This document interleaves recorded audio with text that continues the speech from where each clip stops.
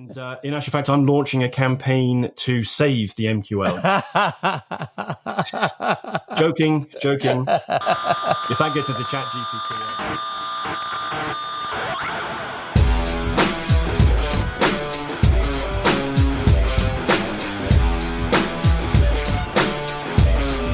Hello and welcome to episode 263 of the Rockstar CMO effing marketing podcast, a proud member of the Marketing Podcast Network. Hope you are well and are staying as sane as you feel you need. I'm your host, Ian Truscott. I'm not a rockstar, but I am CMO, and on this podcast, I chat with a band of marketing chums who share their marketing street knowledge, which I hope will bring out the rockstar marketer in you. This week, I'm catching up with Simon Daniels, the previous guest, and a revenue and marketing operations expert who has just done a tour with Forrester, so I'm delighted to spend some time with him.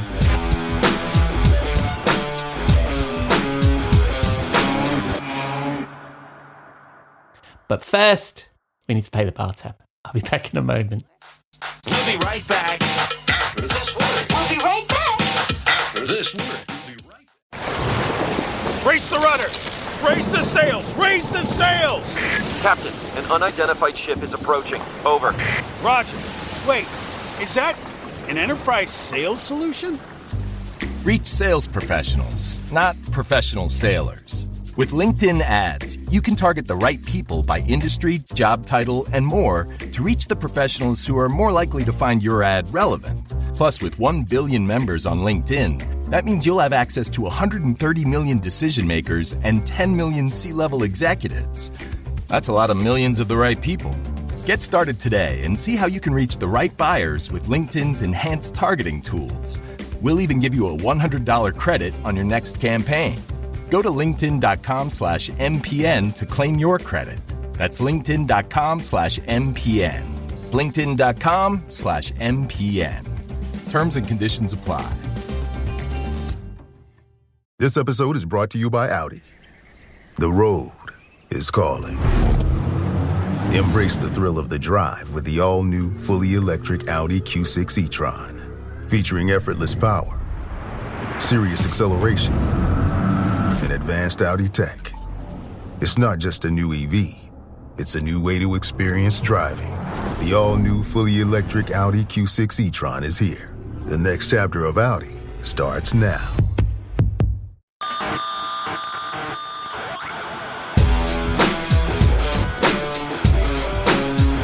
Welcome, Simon, back on Rockstar CMO FM. How are you, my friend? Very well. Great to be back with you. Thanks very much for having me back. Absolutely. I'm delighted to see you, my friend. You were last on.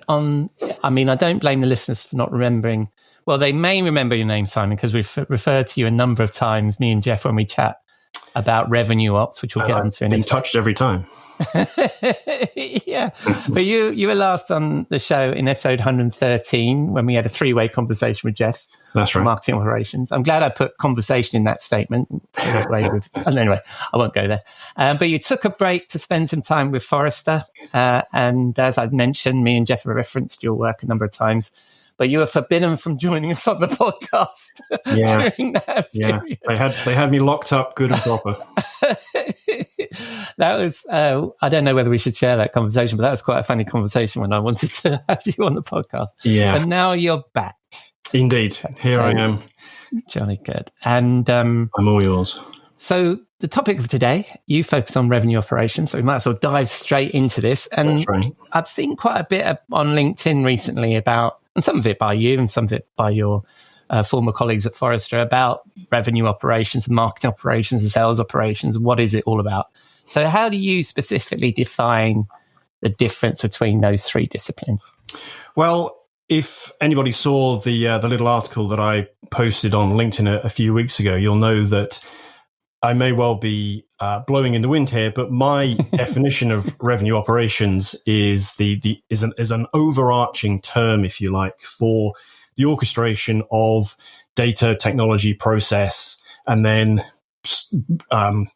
flowing from that, if you like, measurement, planning, budgeting, analytics, data governance, all those things across the entire revenue ecosystem. And that's the real key point that takes it beyond marketing operations or sales operations or other ops teams within the revenue ecosystem. It is that idea of an end-to-end, the word's a little bit overused, but holistic view of the revenue ecosystem or the growth engine or just sales and marketing to use those terms. Yeah. And the key point, as I say, being that it is that integrated approach to looking at operations rather than looking at it in silos. So certainly revenue operations, as I see it, incorporates and encompasses marketing operations and sales operations, maybe customer success and so on. But it is the bringing together of those functions that is the differentiator. Yeah, I was actually going to reference your LinkedIn post. I should have done in the intro. Apologies. It was your LinkedIn post I was reading about this. And so you see sales ops and marketing ops as being like siblings within revenue operations. And you probably wouldn't have those three different terminology. If you're implementing revenue operations, you just have a revenue operations team, right? So, yeah, sorry, you can say? Well, I was just going to say that, in terms of how it's actually organized within the business, that is, very much kind of, contextual, if you like, and depending on the individual business. So it isn't, there's no one way of doing it. And really what that gets into is the operating model for your revenue operations. That's interesting, because we've had similar conversations on the podcast before, and I've fallen into this before. So revenue operations is actually the operation. I know it says operation, but it's actually the operation and the program and what you need to get done. How you actually structure your people around that can be that they'll be in sales ops and marketing ops. Is that the point you're making? Yeah, that's right. So what tends to happen is that revenue leaders, be that a chief marketing officer or a chief sales officer or a chief revenue officer, they tend to reach for the org structure lever as the first thing they think about. How do we organize this? Do we have separate teams? Do we have one team? Who does it report to? And that's just one dimension of the operating model that needs to be considered when thinking about how to deliver revenue operations. So it could be that there's a single team. It could be called revenue operations. Sometimes it gets called go-to-market operations and other names as well. And it might report to a chief revenue officer who might have overall responsibility for sales and marketing. In other instances, I've seen it reporting into a chief operating officer or any combination of those kind of revenue leaders. I have seen it reporting into finance. I wouldn't tend to favor that. I think it's important that it stays within a more front-facing function. The point is, though, that what organizations, what businesses need to be thinking about is from the perspective of RevOps is, what is the mission of RevOps? What is it actually trying to deliver for the organization? Who are the stakeholders, both internally? So that could be sales and marketing and customer ops and maybe product and so on. But also it's important that RevOps doesn't lose sight of the end customer.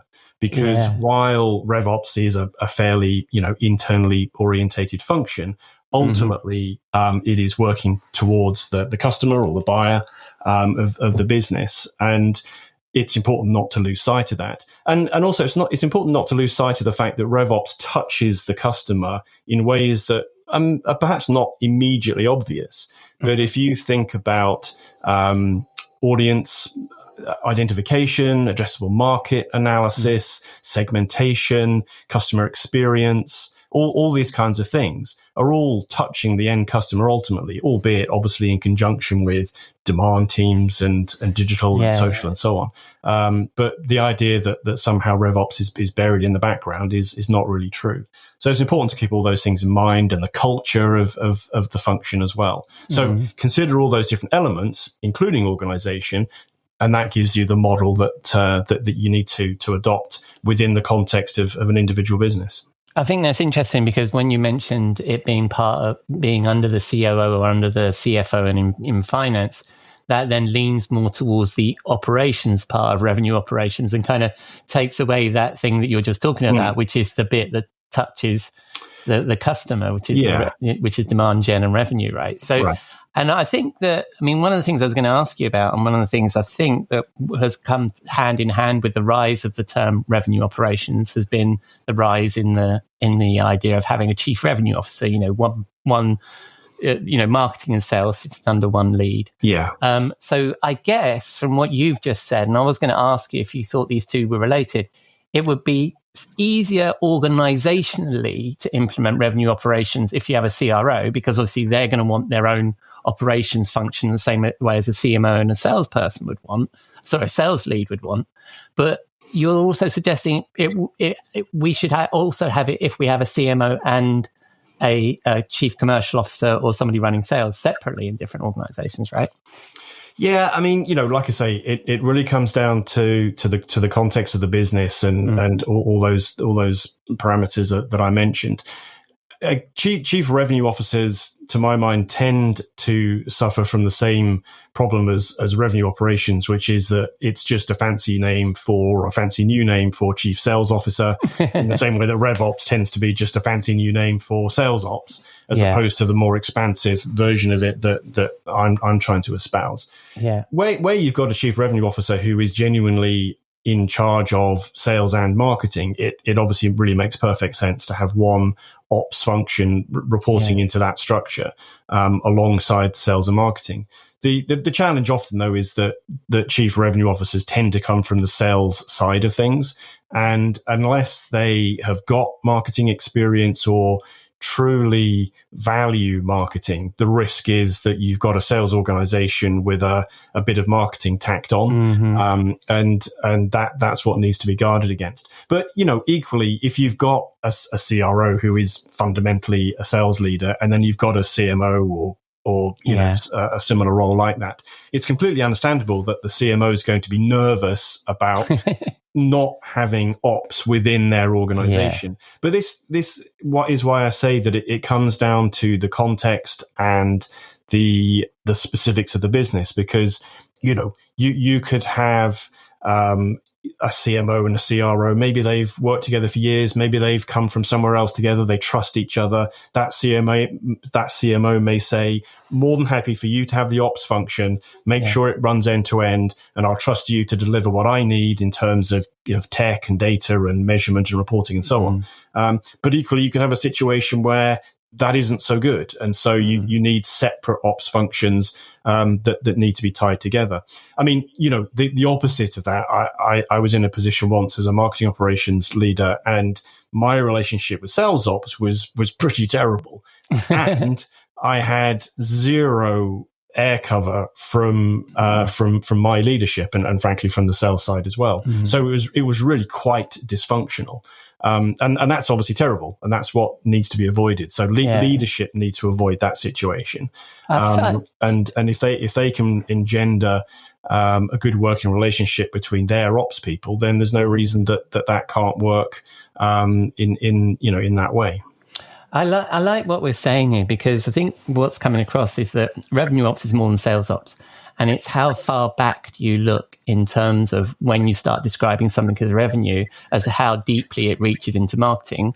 And the other point I think there is the operation part of it, which is whoever owns it, it's providing a service to the business. So if it sits underneath, let's say it does sit under the COO just to be independent of sales and marketing, right? They then need to, here are and we'll get onto this in a moment, here are the reports that I need, this is the stuff, this is the data I need, these are the insights I need. It doesn't really matter who runs that group in a sense. Right. Yeah, exactly. Really, and you want to be careful to make sure that the ops function is sufficiently certainly aligned with the revenue functions and close to them. But and try not to have too much of a kind of internal service persona, as opposed to, I like to talk about, driving and kind of responding to execution, if you like. So there's a sort of yin and yang of it, of, tell me what you need, but I'm going to tell you what you should be doing as well. And there's two sides to it. But an example of this would be, if you think about what I call the demand process and demand process optimization. So that's the capture to close process of market identification at the very, very beginning through establishing demand, engaging, driving that through the pipeline, and ultimately winning business. Well, clearly that is in simple terms, a process that runs across marketing and sales and customer success. And there are no hard handoffs. This is not a relay race. Sales need air cover even while they're closing a deal from marketing to get it over the line. Sales should be teeing up customer success to pick up the new business once it's won, so that it's seamless and the relationships are in place and so on. So from an operational perspective and from a process perspective and data and measurement and so on, that needs to be considered in the whole. Now, you can have different functions doing that, but if you imagine one team creating that end-to-end process, that really works so much better. Yeah. And another kind of example there that dovetails in is something that's coming to be known as revenue lifecycle management. Not my term. It's growing out of what was called CPQ, configure price quote, which is a technology and again a process that in higher end sales is about just bringing the deal together and getting it over the line. And again, RLM is a subset of the demand process, because obviously once you've got a deal that's up and running, you then need to figure out, okay, what are we selling? What are we pricing it at? Paperwork and all that stuff. So it all fits together. And while that aspect of it is more downstream, there's still customer data involved and understanding what the impact is on the deal ultimately and all these kinds of things. So if you're thinking about it in that totality, it's going to run much more smoothly and efficiently. Yeah, I like the thinking of it in its totality. My fear, and also you then, I like the idea of the whole group being focused on revenue. I like that. Because obviously, we'll get on to MQLs in a second. You can have these weird little measurements within, the marketing team or within the sales team, and the two things aren't aligned and it all goes wrong. So I think that the focus on revenue is good. The thing I'm going off a bit, some of the questions that we've asked, but one of the things that I'm concerned about, and I think I'm hearing it a little bit with you when you're talking about totality, is that the problem with the term revenue ops, it suggests a focus on an activity that is clearly connected to revenue. I know it might sound a bit obvious, right? But when I'm thinking about marketing, and you mentioned the word air cover, brand, these air cover, these softer things are harder to connect to revenue. And therefore, do we then start to over-index on, the bit of the funnel we can see and understand? Sure. The customer journey, and not the bit we can't understand. Is that... Yeah. Am I getting that right? Well, yeah. Or wrong? I certainly see where you're coming from. And I mean, a point that I always make, and I think I made it in my article, is one of the reasons I like the term revenue operations is because revenue is ultimately what we're trying to achieve. Absolutely. And I think I'd never thought about that brand aspect before. But at the end of the day, of course, brand is a long way from revenue. Nonetheless, it's intended ultimately to drive revenue. And so I don't see a problem slotting that underneath. And in a sense, you could probably say the same of marketing. I mean, marketing operations, certainly that, conjures up images of branding and demand generation. But at the end of the day, it's all going towards the same outcome. Yeah, I mean, I think it's a bit unfair of me to bring that up because it's an affliction in marketing operations and the way we run our marketing teams. I mean, marketing automation has kind of made it so that we think everything is measurable, and brand is the big topic at the moment. And so because of all this stuff. So I mentioned a moment ago the dreaded, maybe dreaded, I don't know, word, term, acronym, MQL, right? And it's been one of the classic units of measurement from tracking revenue. So when I was talking about how far do we go back with revenue operations, and typically that's been kind of around the MQL, SQL stage when sales ops would take place. Now, I know that Forrester have pushed us away from that terminology, and I don't know if you didn't work directly with Kerry Cunningham. He's been at Sixth Sense for a while, hasn't he? And you didn't meet at Forrester. No, that's right. He's created a whole campaign against the MQL. Where do you stand on the MQL? Well, that's right. I mean, as you say, yeah, obviously Forrester have been moving down that route for quite some time, even from, their Serious Decisions days, which was also acquired by Forrester. They're famous for their waterfall models, which had evolved into very much a sort of a non-MQL based model. Kerry and I didn't cross over at Forrester, and at 6 Sense, he's obviously on that particular bandwagon. And plenty of others besides. Mark Stoos in the US writes for Martech and has published a couple of articles around this, and particularly how AI can help with this aspect of understanding buying groups and so on. And B2B marketing in the UK have picked it up as well and talking about it. So there's a big groundswell away from the MQL. As you say, I'm no longer with Forrester, so I can speak my mind. And in actual fact, I'm launching a campaign to save the MQL. Joking. If that gets into ChatGPT, I'll be ruined. Of course, the concept of the MQL is flawed and always has been. And you kind of touched on the technology aspect of it a moment ago, talking about marketing automation and so on. And, with Salesforce, I've never understood the lead object in Salesforce. The first time I looked at it, I thought, why is there this kind of separate database of leads, which are unconnected to each other, and they're unconnected to leads, to contacts and accounts, and they're unconnected to deals. And if somebody responds again, it's really hard to know what to do with that. And in any case, it's not for any kind of high consideration B2B purchase. It's not one individual, it's a group of individuals. So for all those reasons, it's really always been the wrong approach. And that's just getting more and more the case. I mean, Forrester research will tell you that I think there's typically at least 9 individuals involved in a B2B purchase, often not just within the organization, but across agencies and consultancies and analysts and so on.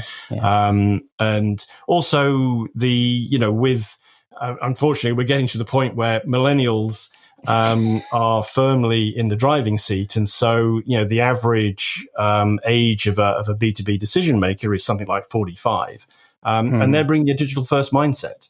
And so what that means is that just the approach that they're taking and the way that they're working means that the old kind of atomized way of doing it isn't the right approach anymore. So, we need to move away from. Well, that's the important, that was part of the point I was going to make about where you start with revenue operations, right? Because refer back to 6 Sense again. I don't mean it's not an ad for 6 Sense, but there's also a lot of research by LinkedIn as well about how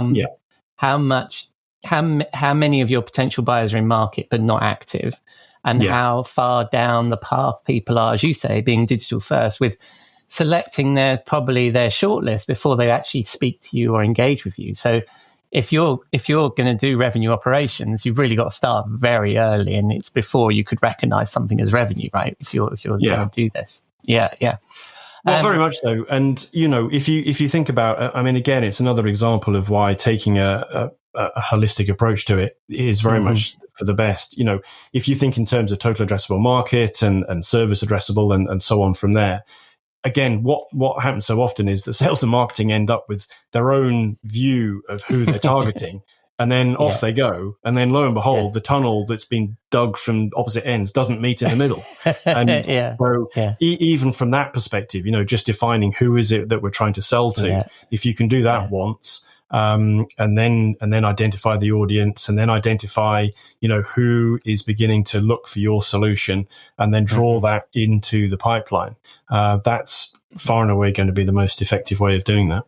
Yeah, and I liked your very specific point about Salesforce too, because it ties also into something you were saying earlier about sales operations and marketing operations having to get along. And if it doesn't, it's a problem, because when I was CMO at SendShare, we had our marketing operations in my team and we had sales operations in the sales team. Right. I mean, we weren't a very big company. So when I say it was like one guy and one guy, right? In each, and they happened to be guys.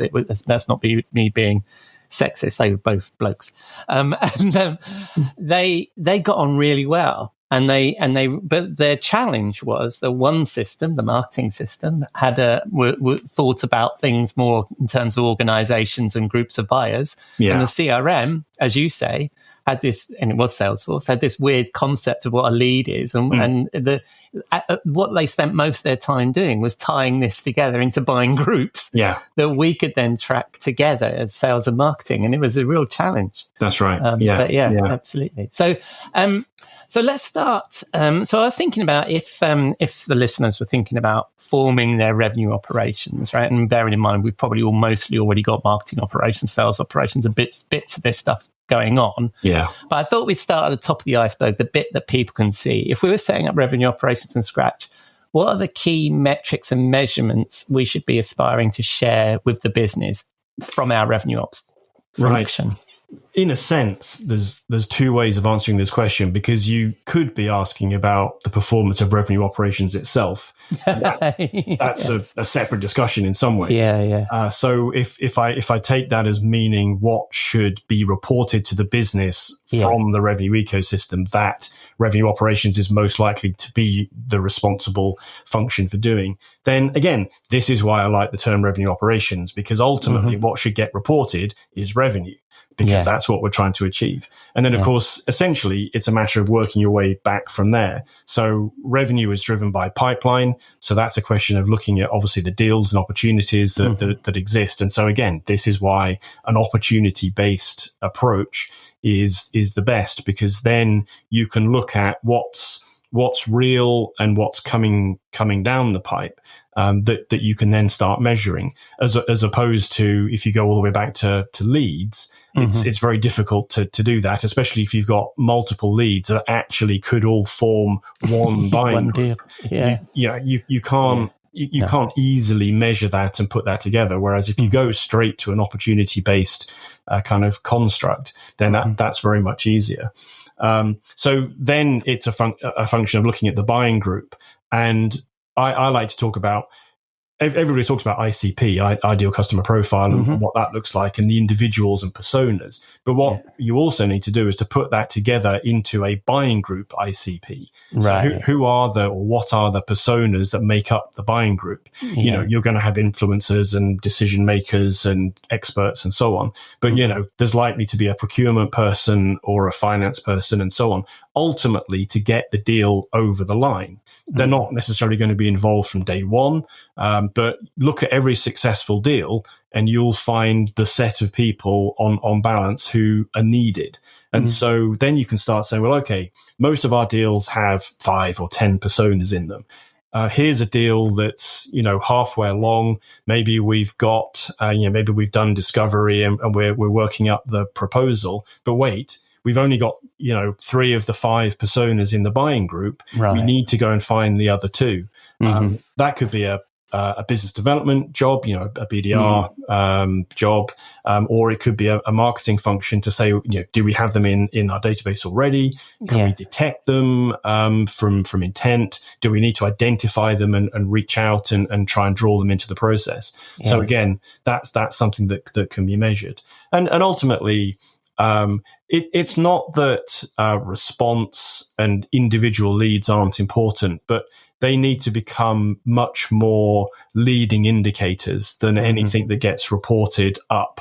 And the going back to the MQLs, the trouble is that MQLs get reported as a thing. And I think we're probably at the point where we wouldn't really talk about email sends or opens or clicks or web visits as a real metric that would get reported up. But they are leading indicators, and they're very valid leading indicators. And what we need to do is to train the business and frankly train senior and executive leadership not to be asking about how many MQLs have we got, because it's too granular for that level to Absolutely. be thinking about. That's not what they Yeah. should be. That's not the question they should be asking.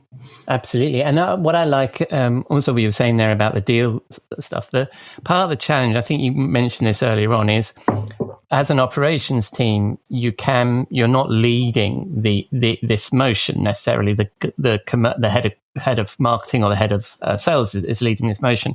But what you can do is then you can give them some insight, which says, you've only got 3 out of the 5 normal buyers we have in this deal.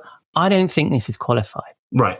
Or the data suggests this isn't qualified. And that helps inform them. You're not the one actually, putting the gates in place, but you can help the sales guy who can then look at his pipeline and go, actually, this is a bit weaker than I thought, or a bit stronger than I thought, right? Because we haven't got those indicators. It's a pipeline health metric. Because even if you think that the deal is at a given stage, if other indicators mitigate against that, then you can say, well, this doesn't look as healthy as you say it is. Yeah. It did actually then lead my mind towards attribution. Right. And I thought, do I actually want to say the word attribution? And that means the rest of our day will go away as you and I try and untangle that. But I assume if we can kind of skate across this kind of emotive topic, where revenue ops, presumably the same as marketing ops, then has the role to kind of do some attribution around that, which is notoriously tricky. Yeah. First touch, last touch, all that kind of good stuff. Broadly, where are you on attribution? Well, certainly that's a RevOps responsibility from the point of view of the analytics and measurement perspective. And really what I would want to bring to this is, by combining the buying group and then looking at all of the activities across all of the individuals within that buying group, you can start looking at all of the interactions and touches and start understanding what's driving successful deals. It really needs to be done on a sort of, regression analysis basis. It is simply too simplistic to be talking about first or last touch. Exactly. I mean, that's kind of indicative and so on. But at the end of the day, we simply know that no one touch is what gets something over the line. And again, Forrester data and research will tell you that I think we were saying something like 27 touches is the average before a deal is closed or even gets matured, and that's across all the individuals within the buying group. So you need to be looking at all of those and understanding the impact and the combination and so on. And again, I'm sure we'll come on to it, but AI can play a role here in conducting that analysis. Well, a former boss of mine, Grant Johnson, he's gone on to describe marketing and marketing's contribution rather than attribution, right? When I talk about attribution, I'm obviously talking about marketing, but he talks about contribution. I think that sounds like what your model sounds like there, isn't it? It's like looking at what contributed to this lead moving forward rather than, I can attribute it to this form fill or this thing that happened. It was a number of things. There was this contribution to how it moved forward. Yeah. I think that's a nicer way of describing it. Yeah, absolutely. So, you just mentioned time there. I hope we're doing okay for time for you. So we'll move on to the next thing. I don't know if you've got to stop, but you're good. So like any business function, RevOps is a combination of people, process, technology, and data. We've mentioned Salesforce there. I've mentioned recently HubSpot. We're using HubSpot. I've started working with a number of organizations and clients that are using HubSpot in a bigger way. What is the sort of technology, not necessarily naming brands, but what sort of technology you think a RevOps team needs to have in place?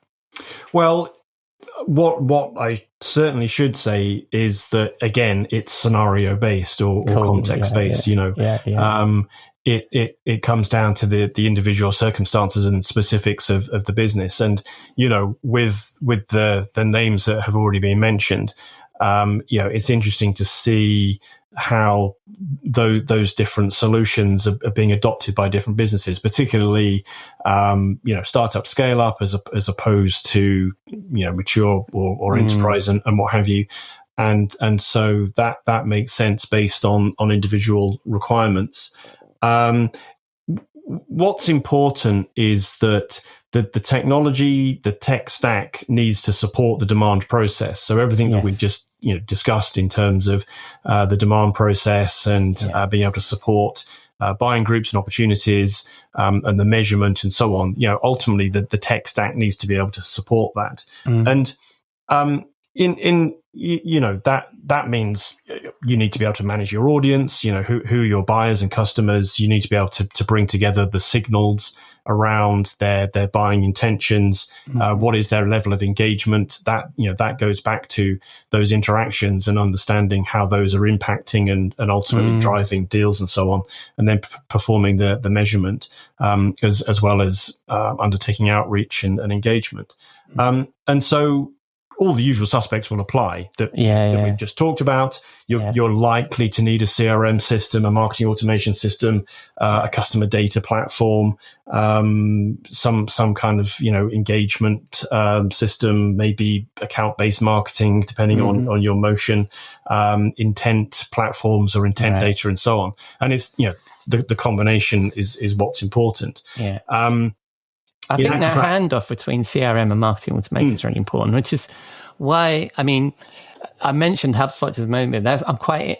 That's a marketing orientated CRM, which sounds like the direction we want to go, where you've got this deal concept. Yeah. Whereas I think that Salesforce and Pardo, or Salesforce and integration, something else, their model kind of jars against this, doesn't it? A little bit. We're going a bit into the weeds there, but I think that's probably the important thing, isn't it? Is to map your revenue operations and your journey, and make sure that you start following your process, not the process of the technology, right? Well, yeah, exactly. Again, like I was saying about the lead object, that we've all been pulled off into a way of doing things that isn't necessarily the way we would want to do it. And there is a pragmatism to this. One of the things about packaged software is that because hundreds of thousands or millions of people are using it, it's quite economic. If you try to build Salesforce.com yourself, you go bust, clearly. And so there's a bit of a trade-off in saying, well, okay, I'll do it your way,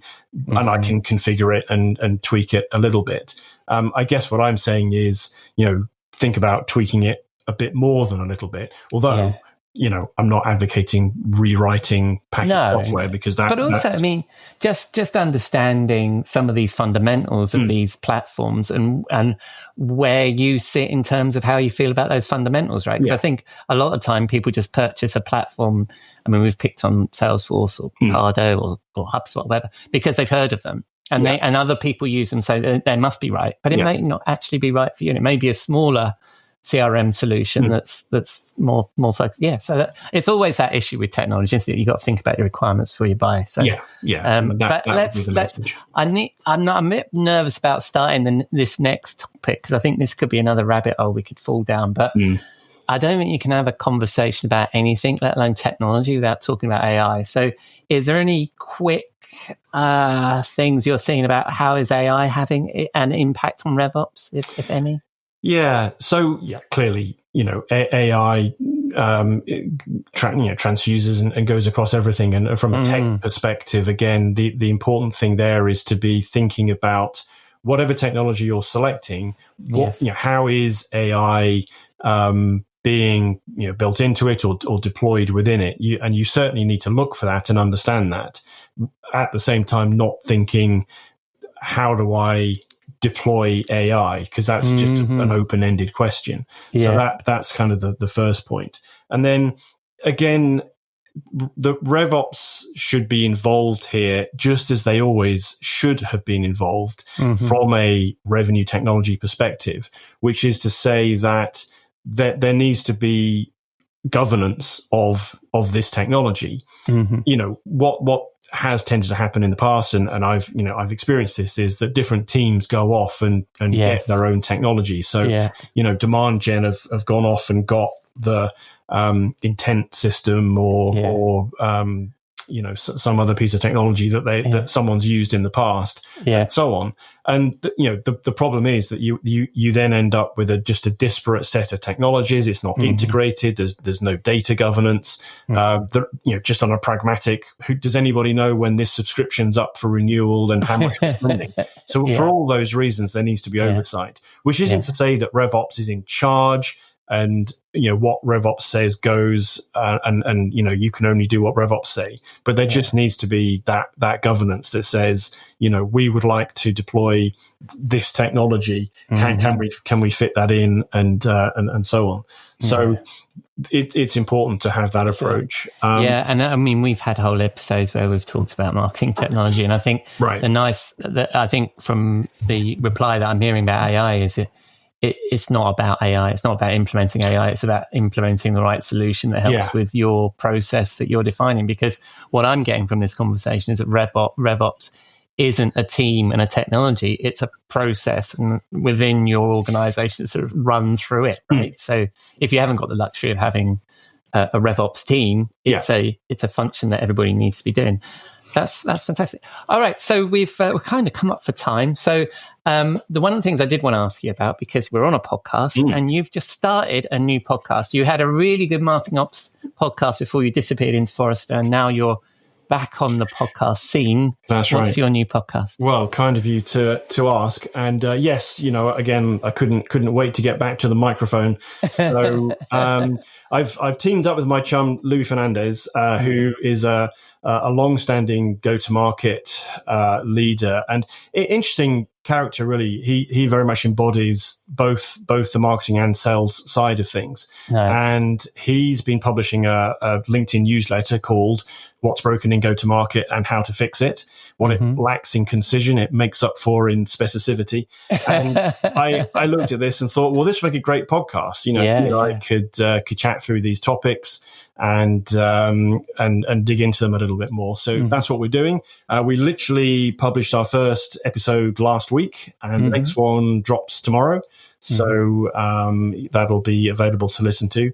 And so far it's just been Lou and I shooting the breeze on different topics. We've covered product market fit and Tan Samson, and next will be that's tomorrow, and we'll be talking about cost versus growth and other topics.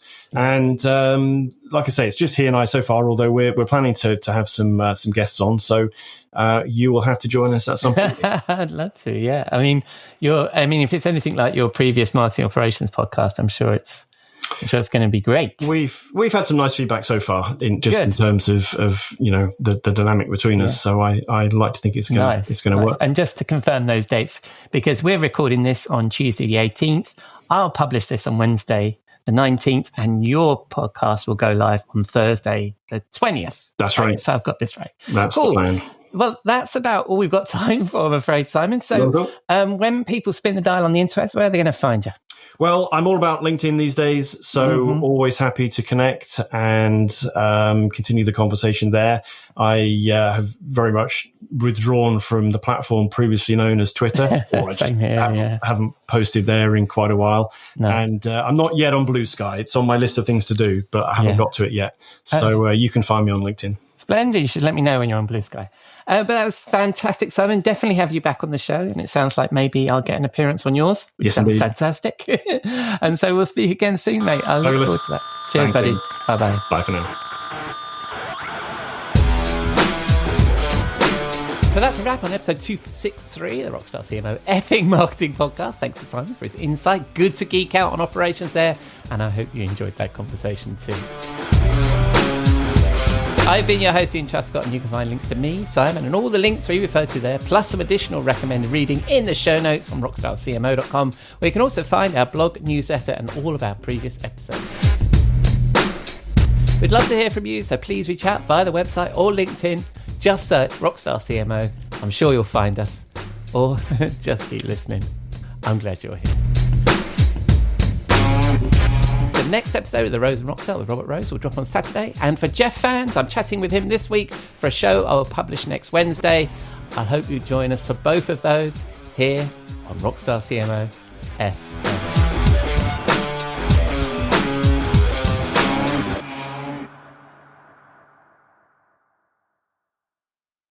You may know you're listening to this show along the Marketing Podcast Network, but did you know there are other great shows on MPN to help your business? Hennika Watkis-Porter hosts The Entrepreneurial You, empowering entrepreneurs with insights on leadership, business, and success. Hennika, tell listeners what to expect from your show. So we provide innovative business strategies and practical solutions to common entrepreneurial challenges. And where can people subscribe? Find us at hennikawatkisporter.com, as well as the Marketing Podcast Network at marketingpodcasts.net, or search for it wherever you get your podcasts. You heard her. Go subscribe. This podcast is heard along the Marketing Podcast Network. For more great marketing podcasts, visit marketingpodcasts.net.